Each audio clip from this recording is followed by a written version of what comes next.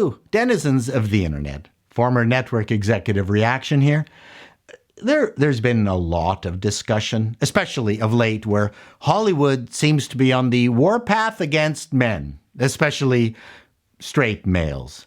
Yes, there are exceptions like Reacher and Terminalist, and don't start crying for us just yet. I covered much of that in my Hollywood Hates Captain Kirk video. I'll leave a link in the description below. Men are being replaced or downgraded in a lot of existing pop culture franchises that we invented. I'm not going to bother listing them because many already have. This is just part of Hollywood's continued creative bankruptcy. Not only are they not creating any new IPs, intellectual properties, of any significance, the existing IPs are really old and teetering on irrelevance, and gender swapping is somehow going to resurrect them? But I digress. There is another curious side effect in all this male canceling I've noticed, especially in our beloved comic book movies. No more gear porn. Men like gear. Men like watching gear being put together. Men like gear being used.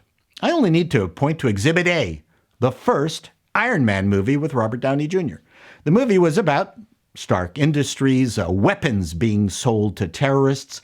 In Tony's pre-revelation scene where he launches a Stark cluster bomb weapon that explodes across the face of an entire hillside, causing a volume of sand to rush the camera, was weapon porn, a subcategory of gear porn. Tony assembled that wonderful, big, bulky Iron Man suit to escape from the terrorists. Gear porn. The first chest arc reactor.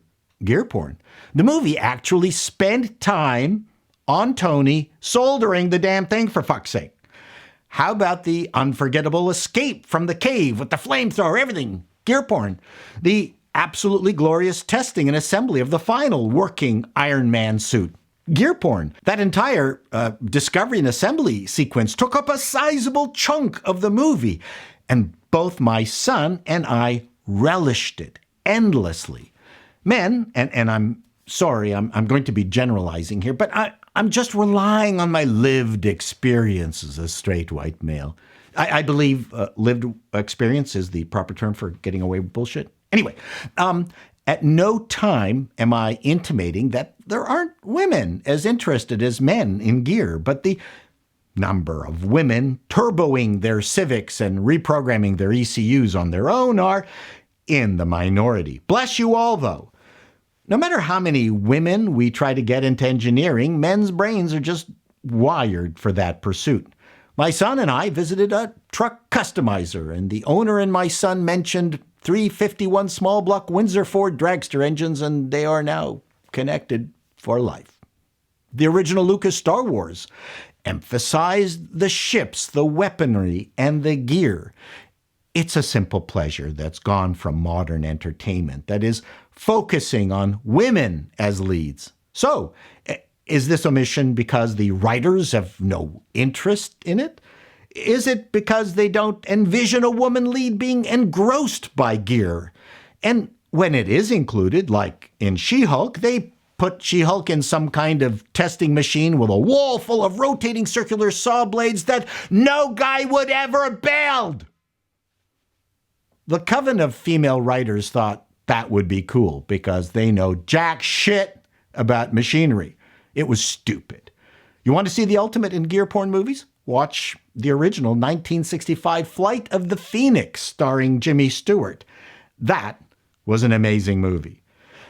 This simple enjoyment is missing from modern entertainment. It's been removed. Maybe because the diversity, inclusivity, equity police find it just too male to include. Unless, of course, it's created by a diverse 14-year-old girl who's a tech genius. And I can name 2 movies where they appear. Don't get me wrong.